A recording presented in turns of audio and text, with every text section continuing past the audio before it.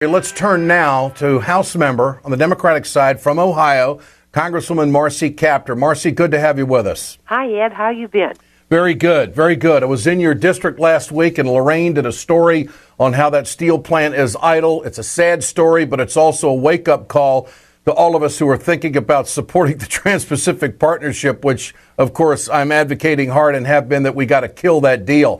First of all, Marcy, I want your take on Hillary Clinton's if you want to call it a reversal, new position, whatever. She now says the more she learns about the TPP, the more she's against it. What's your take?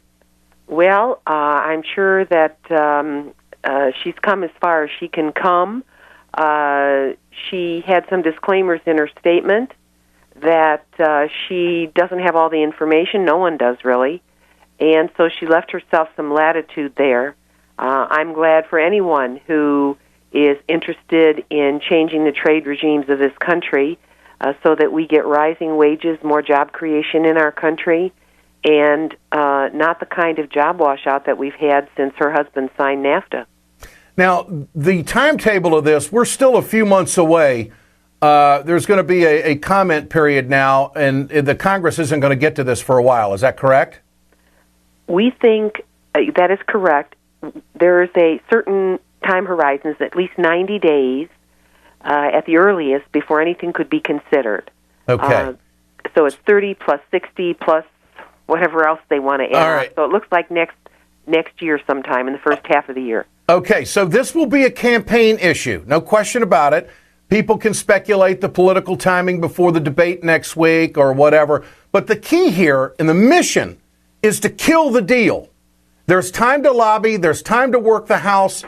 Is there a chance that this deal would not pass the House? There is. And I think that as we move into the presidential primary season, this parallels that season. And I have been encouraging people in their various states, in New Hampshire, Iowa, South Carolina, those early states, get those yard signs up, paper those states from one end to the other. Yes to American jobs, no to NAFTA, no to TPP. I mean, get these messages out there. I was thrilled that Bernie Sanders, the candidate for president in my own party, has come out strongly, even before the final deal was announced, saying that we need a new trade regimen in this country that creates jobs in America and rising incomes for Americans. So this will be, and on the other side of the aisle, I'll let them speak for themselves, but there's resistance from a couple of the candidates there to the kind of trade deals that have had all this job outsourcing. So I think it's going to be an issue in the presidential races, and I encourage it. Do you think Hillary Clinton's move on this is politically expedient, or do you think it's genuine? Well, the first debate begins in about a week, and the Democratic debate, that is. So I think it's positioning for that debate.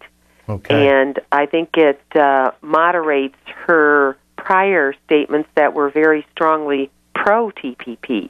So she, I think, will have some explaining to do as to where she actually stands at this point.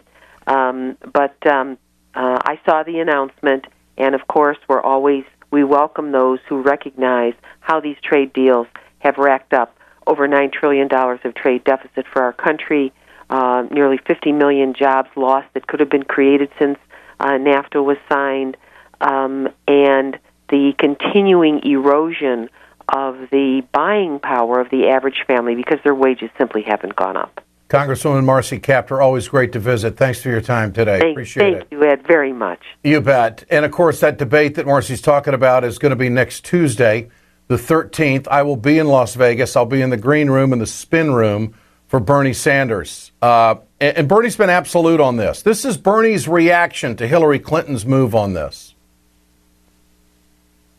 Whether it is the Keystone Pipeline, whether it is TPP, these are issues that I have had a very strong opinion on from day one. And can simply say I am delighted that Secretary Clinton is on board. Opposition to the TPP, to be very frank with you, it would have been more helpful to have her on board a few months ago when the fight was 60 votes. Bernie Sanders taking the high road above the tree line, not getting down in the muck, not taking a shot at her, which is very consistent with the way he's run his campaigns over the years. He talked about not running negative ads. You are looking at a candidate who has run in many, many elections, who has never run a negative political ad in my life and hopes never to have to run that. And you're looking at a candidate who does not go about attacking people personally. I just don't do that. But what I think democracy is about, and what I think debates are about, is in fact differentiating the differences of opinions that we have. I accept Hillary Clinton's move on this. I think it's good. I think it's a great first step. I can't criticize her on it because I know that people move on issues. I have. We all do from time to time. But if you want to be a cynic, she had to get this off the table and get it out there before the debate next week. There is a real movement in this country of people starting to understand what's happening to the middle class in this country. And there's no trade deal that we've ever done that has helped the middle class. And the Trans-Pacific Partnership wasn't going to do that. And so I think she had to mop this up before she went face to face with Bernie Sanders, who has been completely absolute for years on these kinds of deals and has been crystal clear on issues like the Keystone XL pipeline, climate change, and also trade.